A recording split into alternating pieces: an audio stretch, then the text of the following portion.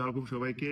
আহ, আমরা আজকে বরিশালে আসছিলাম, যেটা আমরা লাস্ট 2 দিন আগেও ঘোষণা দিয়েছিলাম যে আমরা 9 তারিখে বরিশালে আসব। আমাদের অনেক প্ল্যান ছিল।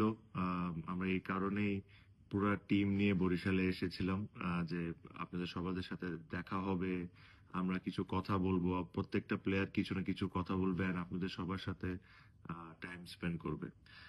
বাট আনফর্চুনেটলি আমাদের ওখানে স্টেজে খুবই খুবই কম সময়ে থাকতে আমরা পেরেছি, বিকজ আমার লাইফে, আমি I have to tell you this, আমার লাইফে আমি এতগুলা মানুষ একসাথে দেখি নাই। আমার কাছে মনে হয় খুব কিছু না হলেও 1.5 থেকে 2 লক্ষ মানুষ আপনারা ছিলেন আমাদেরকে দেখার জন্য।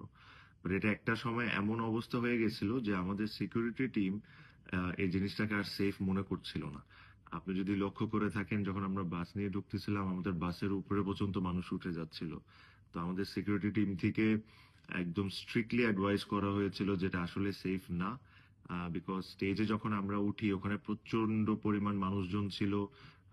সবাই স্টেজে উপরে উঠে যাচ্ছিল, তো প্লেয়ারদের সেফটির কথা চিন্তা করে একটা সময় আমাদেরকে বলা হচ্ছিল যে বাসটা ঘুরে চলে যায়। বাট এতগুলা মানুষ আপনারা এত কষ্ট করে ওখানে ছিলেন, এই জিনিসটা আমরা করতে পারতাম না। তারপর আমরা যেভাবেই হোক বাস থেকে নেমেছি। সবাই আপনাদের সাথে হাই হ্যালো করেছে, ট্রফিও আমরা আপনাদের সাথে শেয়ার করেছি। বাট আনফর্চুনেটলি আমরা আপনাদের সাথে টাইম স্পেন্ড করতে পারিনি বা আপনাদের সাথে কথাও বলতে পারিনি।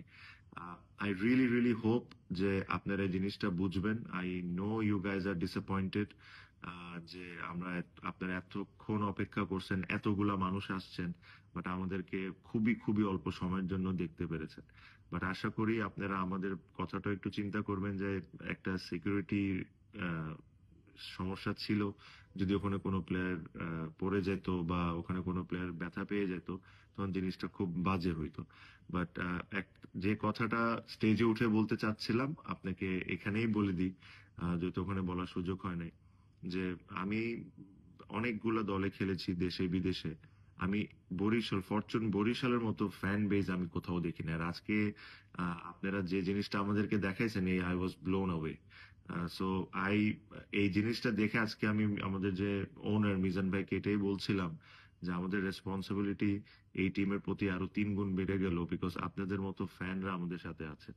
So I thank you on behalf of my whole team, যে আপনারা এইভাবে করে আমাদেরকে সাপোর্ট করেন।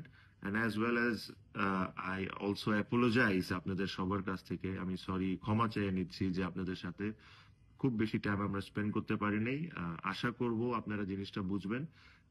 মেবি আমরা নেক্সট টাইম যখন আসবো তাহলে আমাদের অ্যারেঞ্জমেন্টটা আরো বেটার থাকবে, সিকিউরিটিটা আরো ভালো থাকবে, যেরকম আপনারাও সুন্দরভাবে আমাদেরকে দেখতে পারেন, আমাদের সাথে এনজয় করতে পারেন, আর আমরাও যেরকম আপনাদের সাথে ইন্টারঅ্যাক্ট করে আপনাদের সাথে কথা বলতে পারি।